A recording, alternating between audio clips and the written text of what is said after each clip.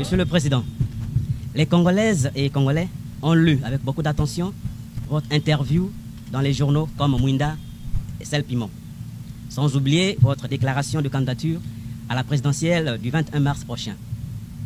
Les Congolaises et Congolais lisent aussi sur les réseaux sociaux un certain nombre de messages tels que « Demain nous appartient » ou « Le pouvoir est à nous ». Fin de citation.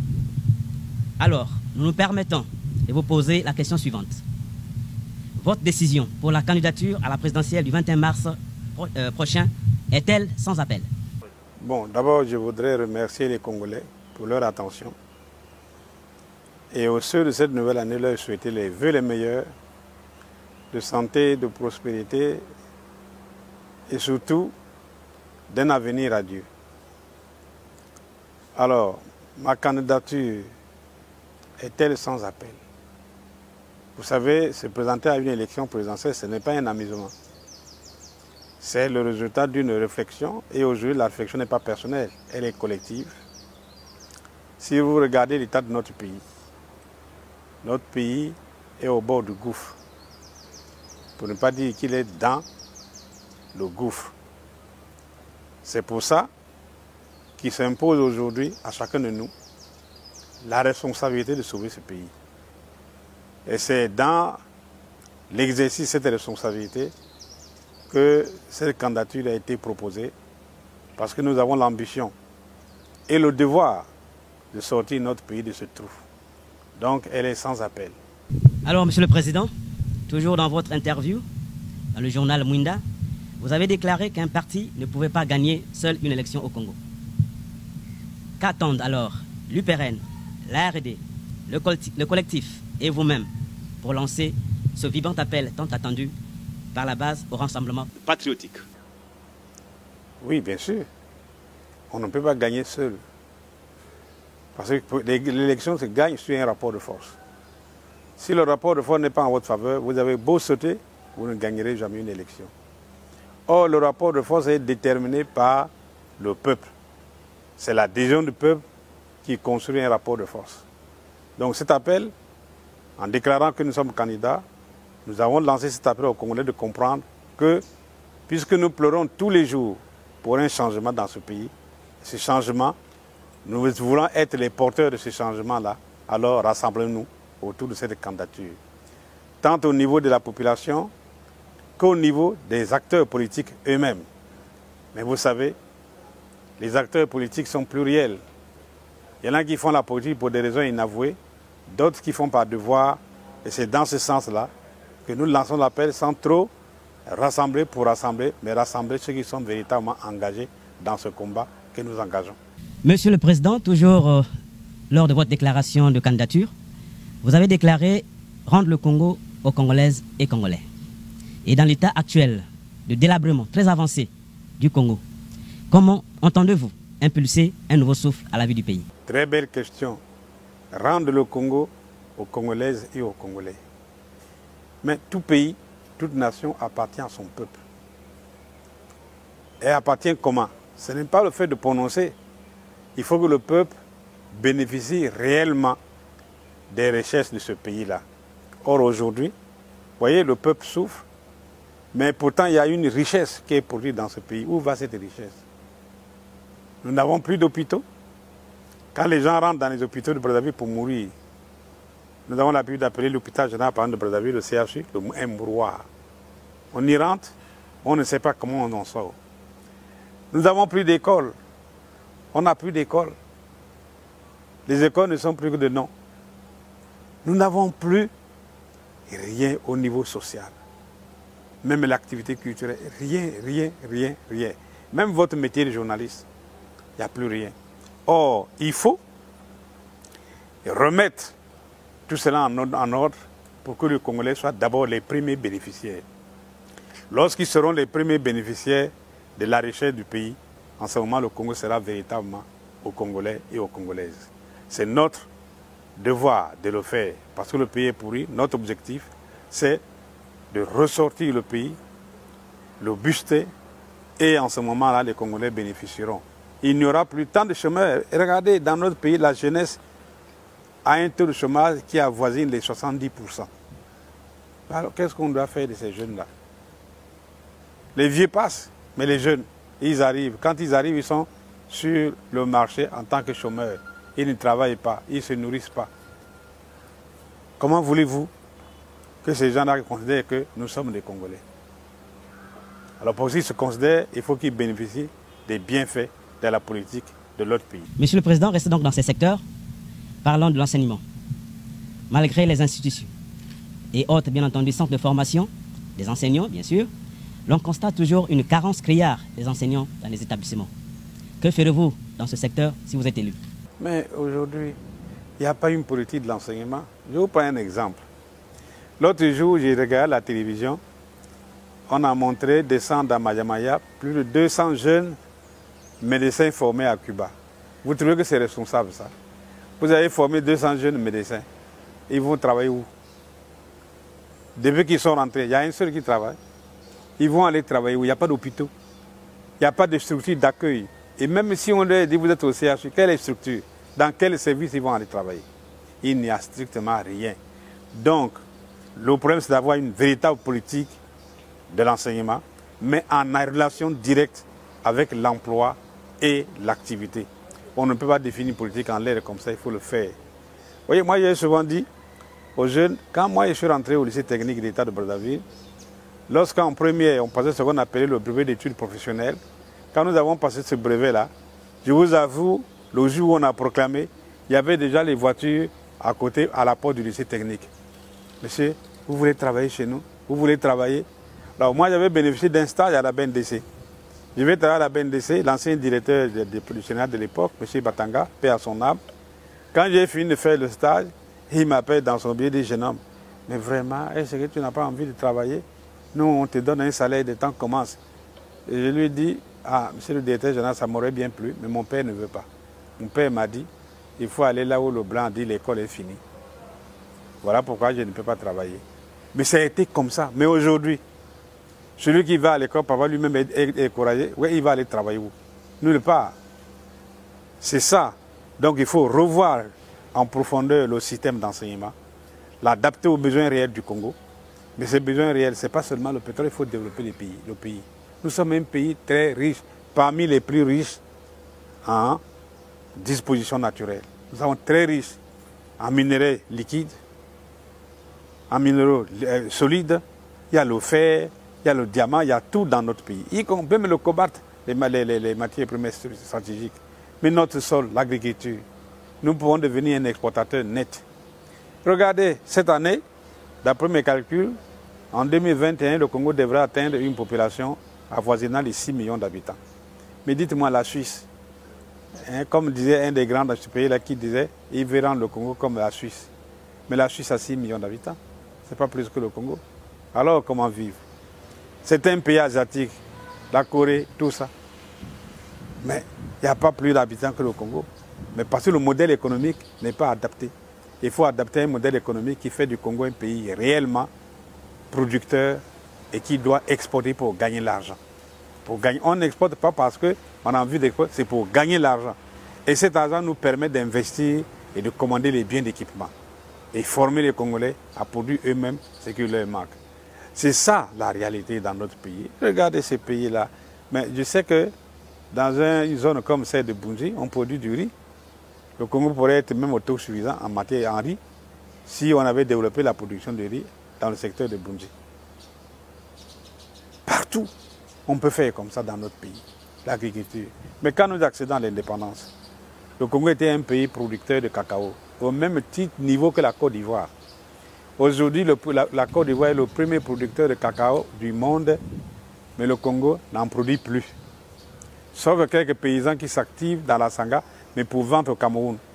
Au niveau du Congo, plus rien. Plus rien. Alors, le Congo était un grand pays producteur d'huile de palme. Vous avez oublié les stations de broyage de noix de palme dans certains de nos villages, avec la compagnie qu'on appelle la SFHBC. On a produit énormément d'huile de palme. Maintenant, on n'en produit plus. Même le Congolais, pour avoir, c'est devenu un problème. Pourquoi? Nous avons été un grand pays producteur de café. J'ai visité une grande station de broyage de café à Sibiti. à l'époque. Mais aujourd'hui, allez à Civité, vous allez voir, c'est devenu un éléphant blanc. Tout, il n'y a plus rien du tout. Pourquoi est-ce que nous ne produisons pas? Si on produit, mais nous sommes 6 millions. L'argent qu'on va accumuler, je vous assure que nous serions le pays le plus liquide de la zone CEMAC. Aujourd'hui, nous sommes le pays le plus illiquide de la zone CEMAC parce qu'on n'a plus de réserve de change internationale. Donc voilà ce qu'il faut faire pour revenir le pays. Et dans l'immédiat, ce que nous voulons, un pays ne fonctionne que lorsque l'État est liquide. L'État a les moyens. L'État est liquide, intervient, secoue ici, restructure, mais allez au trésor. Lorsque vous trouvez 1 milliard au trésor, il ne fait pas plus de 48 heures. Il disparaît. Et le trésor reste comme ça. Alors qu'on devait avoir beaucoup d'argent placé. Il y a même des comptes de placement qui profitaient à la Banque centrale. Pourquoi? Mais nous, on n'a rien. Donc le pays est devenu illiquide. Personne ne peut s'expliquer ça. Monsieur le Président, vous avez parlé de la santé. Ce secteur qui reste toujours une épine pour les pouvoirs publics. Quel sera votre plan stratégique au niveau de ce secteur? Bon, mon plan stratégique, c'est de développer effectivement la santé. Mais à partir des maladies les plus courantes dans notre pays. Vous savez, ce pays-là, les gens continuent à mourir du palu. Les gens meurent de palu encore dans notre pays. Dans ce pays, l'hypertension est devenue une maladie générale. Pourquoi? Mais à cause du stress. À cause du stress, à cause du prix. C'est ça. Il faut structurer la santé de sorte que le Congo... Vous savez, dans le temps, Brazzaville recevait les malades qui venaient de la sous-région. Mais aujourd'hui, est-ce qu'on en reçoit? Il n'y en a plus. Pourquoi? Parce que les plateaux techniques ne répondent pas. Les plateaux techniques ne répondent pas. Envoyez quelqu'un à l'hôpital, vous regretterez de le voir comme ça. Vous voyez, le 4 mars, j'ai fait un tour au CHU. Je viens trouver une femme, le ventre ballonné comme ça, avec des trucs. Dès qu'elle m'a vu, ah, papa Mathias, vraiment, papa Mathias, mais il n'y a rien. Il n'y a rien. Et moi qui vous parle, un jour, ma fille développe un palu, fait une diarrhée, j'arrive au CHU, il n'y a pas de thermomètre. Pas de thermomètre. Un CHU. Alors j'ai été obligé d'acheter un carton de thermomètre, j'ai fait un don au CHU, je suis sûr que ça n'a même pas fait une semaine. Parce que ça disparaît, parce que c'est mal organisé. Alors donc il faut un système de santé très dynamique qui fait en sorte que dans chaque département du Congo, il doit y avoir des structures d'accueil, des structures de soins pour rétablir la santé des Congolais. Et que Brazzaville ne perde pas du temps, de l'argent à rapatrier les gens. Quelqu'un souffre de fièvre ici, il a mal à la cheville, on l'envoie à Paris. Pourquoi faire? Parce qu'ici on ne peut pas soigner. Mais alors, ceux qui ont l'argent, ils vont. Mais alors, ceux qui n'ont pas d'argent, qu'est-ce qu'ils deviennent? C'est très grave, chers amis. Donc, le système de santé est à revoir complètement en accord avec la formation. Alors, Monsieur le Président, il y a une couche de la population qui, aujourd'hui, frise vraiment des problèmes très difficiles. Ce sont les retraités. Les retraités sont donc, comme on dit, maltraités. Et cette couche reste un gros problème pour le pays. Que réserverez-vous sur cette couche de la population? Mais les retraités, ça ne pose aucun problème si on amène des réformes. Dès que l'État devient liquide. Le problème de la retraite, ce n'est pas de payer d'un côté les retraités, de l'autre les autres. Non. Faisons comme tous les pays. À la fin du mois, quand on paye les salaires, on doit payer en même temps les pensions des retraités. Moi, mon problème, c'est d'arriver à cela. D'arriver à payer tout le monde en même temps. Et de valoriser les pensions. Vous voyez, l'autre jour, j'ai demandé à la CNCS, je dis, mais pourquoi vous ne faites pas, ne payez pas les pensions mensuellement? Ah, mais monsieur le ministre, vous savez, il y a des pensions de 50 000 francs. 50 000 francs, si vous payez mensuellement, il faut diviser par 3, le gars va gagner combien? Donc il y a un problème de valorisation des pensions. C'est un problème à traiter parce que ça y va de la vie des gens. Quelqu'un qui a travaillé toute sa vie, qui a contribué au fonctionnement de ce pays et qui souffre parce qu'il est devenu retraité. Et souvent, ce sont des pères, des mères. Il faut regarder ça. Et notre politique, c'est d'arriver à faire en sorte que, quand on paye les salaires, que tout le monde soit payé. Vous vous rendez compte du rôle économique des paiements? C'est ce qu'on appelle les paiements courants. Lorsque vous payez, et les salariés, et les retraités, mais vous encouragez la consommation. La consommation de quoi? des biens produits par les Congolais.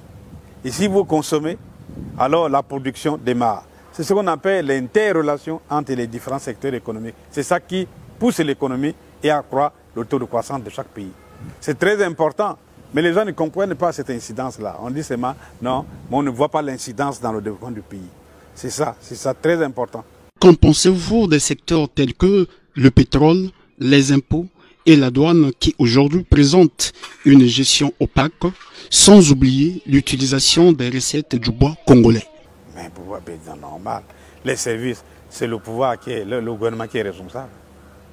Le gouvernement est responsable de ça. Pourquoi? Allez-y à la douane, c'est une catastrophe. D'abord, il faut mettre l'homme qu'il faut à la place qu'il faut. C'est très important.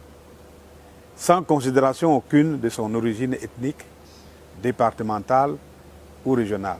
Il ne faut pas ça. Nous avons les compétences qu'il faut. Mettez les compétences en jeu. Je vous assure, avec des réformes nécessaires, et ça marchera. Le pétrole, c'est simple. Nous avons créé une société nationale du pétrole, la SNPC. L'idée est venue de moi. Pourquoi? Parce que les gens avec qui nous sommes en pourparlers, on se partage du pétrole, qui vendent pour nous. Nous n'avons aucune maîtrise de l'acheteur, aucune maîtrise du prix. Et ensuite, comment ils nous payaient? Comme la redevance, tous les 20 du mois. Mais du 1er au 20 du mois, qu'est-ce que l'État fait? Il n'y avait aucune flexibilité dans la gestion de la trésorerie de l'État. Voilà la raison pour laquelle je me suis dit non, ce n'est pas possible. Il faut créer une société à nous qui va vendre notre part et l'argent rentre au trésor. Nous avons la flexibilité de travailler comme nous voulons. Mais pour ça, il faut former des cadres. On n'improvise pas des cadres comme ça. J'ai donc proposé qu'on crée une société qui vendrait notre part, mais à condition qu'on ait formé nos traders. Parce que le marché du pétrole est un marché complexe. Alors, j'ai eu des accords avec les sociétés de négoce en Suisse pour que nous formions des cadres congolais qui deviennent des traders sur le marché. Et regardez ce que nous faisons aujourd'hui. On n'a pas de traders nationaux. Ce sont les mêmes traders étrangers qui vendent pour nous. Hein? Les Eli Khalil, les Gonvor. Mais quand ils vendent, est-ce que nous avons la maîtrise? Nous n'avons pas la maîtrise, ni du prix, ni de l'acheteur. Ils vendent pour nous, et puis on leur dit, envoyez-nous l'argent. Mais l'argent ne rentre pas. L'argent ne rentre pas non plus. J'ai été obligé de demander au gouvernement qu'on ait un accord avec la SNPC. Sous la houlette du Fonds monétaire, nous avons signé une convention qui stipule, dans le délai, de reverser au Trésor le produit de la vente du pétrole. Mais vous pouvez mener des enquêtes, malheureusement, après tant d'années, ce mécanisme n'a jamais marché. Ça n'a jamais marché. Donc il faut revoir la question pétrolière dans notre pays pour que les choses marchent normalement. Vous verrez, l'État congolais sera toujours liquide. L'État congolais sera toujours liquide. Et je déplore, on dit que la SNPC est endettée, mais comment? Vous vendez, vous reversez l'argent, vous n'avez pas de dette à voir. Vous ne empruntez pourquoi? Voilà la situation. Donc il faut... Et le pétrole, aujourd'hui, doit servir de base au développement des autres secteurs. Les infrastructures qui manquent cruellement dans notre pays. Moi, je vois souvent, on dit on a inauguré telle route. Quelle route? Quelle route? On construit une route, au bout de 6 mois, elle n'existe plus. Et ce n'est pas ça la route. Les infrastructures. Vous voyez, je suis parfois gêné de voir, dans un pays comme la Côte d'Ivoire, tous les chefs-lieux de district sont reliés par des routes goudronnées. Vous avez tout là-bas. Mais chez nous, un petit pays, nous serions largement, puisqu'ils sont plus riches, avec le pétrole, on aurait pu faire tout ça. L'électricité. Vous voyez, je ne sais pas si on n'est pas sur le groupe ici. L'électricité. Nous devrions normalement être le premier pays africain exportateur net d'énergie électrique. Pourquoi? Et regardez le barrage du Kouilou. Ça fait des années, depuis la colonisation, on parle de construire ce barrage-là. Mais si nous construisons ce barrage-là, nous ne pourrons pas consommer toute l'électricité qui sort de là. Mais il y a des pays voisins qui sont en manque. Nous exportons et on gagne l'argent. Prenez la Cholet, dans la Sangha. Pareil. Et on fait l'interconnexion. Mais ce n'est pas le bricolage qu'on fait aujourd'hui. Ce programme a existé, il faut le mettre. Et ça nous permettra de gagner l'argent à partir de notre eau. À partir de notre eau seulement. On n'a pas besoin de brûler le charbon pour produire l'électricité comme on fait avec les centrales thermiques de points. Non, on met le gasoil, on met le gaz. Non, c'est l'eau est propre. Et nous avons de l'argent à partir de cette électricité-là. Voilà ce qu'il faut faire. Donc, vous voulez, il faut revoir l'économie congolaise de fond en comble pour redéfinir le modèle économique. Et c'est ce modèle qui sera porteur pour l'avenir. Alors, Monsieur le Président, nous allons clôturer par cette question subsidiaire. Nous apprenons aussi dans l'opinion que certains leaders politiques pensent que vous êtes caressé par le pouvoir sur la situation Umberto, qu'ils mettent sur votre actif. Que dites-vous? L'affaire Umberto a éclaté quand j'étais ministre des Finances. Et c'est moi. Il n'y en a pas deux dans ce pays. Et c'est moi qui ai sauté l'affaire Umberto. Où est-ce que j'ai appris? J'étais en conseil d'administration de la Banque d'État d'Afrique centrale à Yaoundé. Et à Yaoundé, il y a un phénomène, Jean Umberto, qui s'est passé.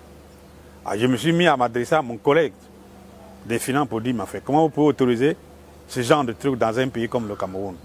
J'étais en train d'attaquer quand le gouverneur de la Banque centrale, Jean-Félix Mamayepo, paix à son âme, il est décédé, me regarde pour dire, mais monsieur le ministre, mais dans votre pays, il y a un phénomène comme ça qu'on est en train de nous signaler. Je dis, ah bon? Ah, je ne suis pas au courant. Il dit, oui, mais informez-vous. C'était une honte pour moi, il y avait un truc comme ça, je n'étais pas au courant. Quand je rentre ici, j'ai donc demandé au directeur national de la BAC de l'époque, M. Pacifique Issoïbeka, vous l'avez connu, il est encore vivant, vous pouvez l'appeler. Il dit, créez-moi une commission, regardez dans toutes les banques, dans tout le pays, quelle est cette histoire d'Umberto? Et la BAC, sous la houlette de son directeur national, a mené une enquête et il m'a confirmé, effectivement, il y a eu une affaire Umberto. C'était une honte pour nous. Et immédiatement, ministre des Finances, j'ai pris une décision de bloquer tous les comptes Umberto dans toutes les banques. Il n'y avait qu'une seule banque qui avait le compte Umberto. Je ne vous cite pas le nom, pour ne pas indexer la banque. Il n'y avait qu'une seule banque qui avait le compte Umberto. Il y avait 1,5 milliard. Et j'ai demandé au ministre de la Justice de l'époque, dit, monsieur le ministre de la Justice, occupez-vous de ces messieurs-là, interpellez-le immédiatement. Au besoin, arrêtez-le. Malheureusement, ça ne s'est jamais produit. Alors, toute l'action que j'ai menée, mais Umberto est sorti de ce pays librement, libre, quand quelqu'un qui n'avait rien commis. Par contre, j'ai vu à la télévision congolaise M. Umberto en train d'injurier, d'attaquer le ministre des Finances et le gouverneur de la Banque centrale. Mais non, les Congolais n'ont pas vu ça. Quelqu'un que j'ai créé qui pouvait faire ça. Et après, on a dit qu'il fallait un procès contre M. Zon. J'ai exigé que ce procès soit public. Parce que j'allais tout déballer sur l'affaire. Alors, dès que j'ai dit, on le connaît, on a supprimé le procès, n'a plus jamais eu lieu. Alors, qui a supprimé? Posez-vous la question et vous verrez. Donc, l'Umberto, c'est moi qui ai cassé Umberto, mais les responsables existent. Dans ce pays, c'est ça. C'est une honte que les Congolais puissent écrire des choses comme ça, alors qu'ils savent que c'est complètement faux. Je suis sûr que certains savent quels sont les gens qui sont derrière Umberto. Il a détenu dans ce pays près de 25 milliards de francs CFA qui sont sortis de notre pays. Soyez-en sûrs, le Congo triomphera toujours. Quel que soit ce qu'on peut faire, mais le Congo triomphera toujours. Aujourd'hui, demain ou après-demain, le Congo triomphera toujours. Parce que la vérité continue toujours, finit toujours par exploser, alors que le faux finit toujours par disparaître. Donc nous avons confiance dans notre peuple, qui n'a pas encore dit son dernier mot. Il le dira. Et le 21 mars, le peuple là dira son mot dans les urnes. Malgré tout ce qu'on est en train de manigancer, les militaires qui votent 4 jours avant, c'est constitutionnellement pas possible. Et contraire au règlement de la Commission électorale indépendante. Il y a un article 281 à l'intérieur qui interdit ça. Nous apprenons, il y a des gouvernements politiques qui distribuent les cartes d'identité. C'est quel pouvoir ces gouvernements politiques ont pour délivrer les cartes d'identité? Ça n'existe nulle part. Mais c'est très grave qui est en train de se préparer pour notre pays. Il faut l'éviter pour préserver la paix des Congolais, pour que les Congolais vivent tranquillement. Tranquillement et tranquillement. C'est un appel que je lance. Vous savez, donner une carte d'identité à quelqu'un, c'est bien, mais vous n'avez pas le contrôle de son cœur. D'accord?